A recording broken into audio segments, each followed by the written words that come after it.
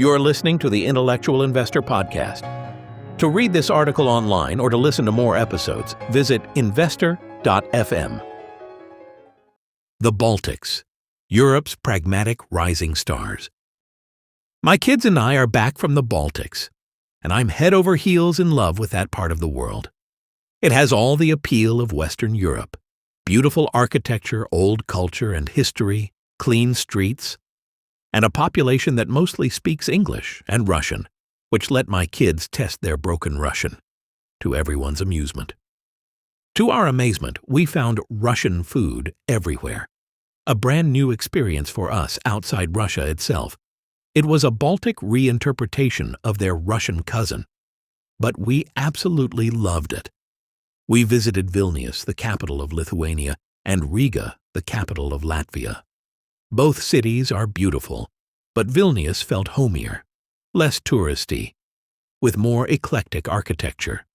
Some streets reminded me of Zurich, others sent me back to pre-Soviet Russia.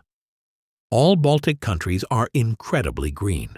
A third to a half of them are covered by forest. We also fell for a little Lithuanian resort town, Palanga. Picture a village nestled among towering Scots pines, right on the ocean, with a wonderful beach. I can't wait to return and spend a week there doing absolutely nothing, something I've nearly forgotten how to do. I found myself constantly comparing the Baltic cities we visited to Munich, where we started our trip. Not only were the streets even cleaner, but unlike in Munich, we never saw a single homeless person. The Baltic countries aren't as wealthy as old Western Europe, Germany, France, the UK. Half a century under the Soviet thumb set their economies back, but it also spared them the luxury beliefs and guilt that prosperity can breed.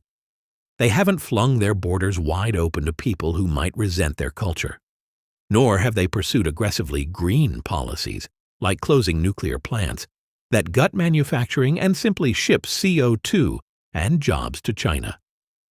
Over the last 2 decades, the quality of life for the average old European has slipped, while life in the Baltics has improved sharply. If the status quo holds, I'd bet on the Baltics without hesitation. However, old Europe is showing early signs of waking up from its luxury belief coma. Arguably, with Trump's help, the threat of the U.S. not defending Europe goes a long way. They're increasing spending on defense and, just as importantly, infrastructure. German infrastructure was neglected for a few decades. It degraded to the point where I recently read that German trains are running less on time than Italian trains. Lacking old European wealth, they had to claw their way out of the Soviet grave and became far more pragmatic. Now they're turning into tech hubs.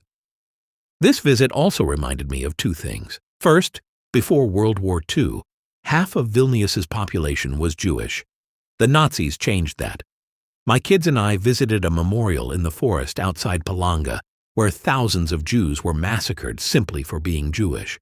Second, a tour in Riga underlined how ownership of this corner of Europe has shifted every few generations.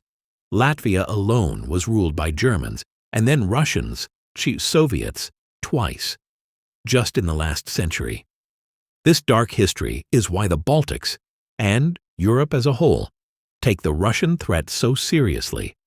That history has been instructive. Over the next few weeks, I'll share excerpts from the 27-page letter I just wrote to IMA clients, so take these excerpts as they are, written for clients, but useful, I hope, to you. If you know someone who'd enjoy this episode, share it with them. To listen to more episodes, visit investor.fm. Enjoy life and prosper.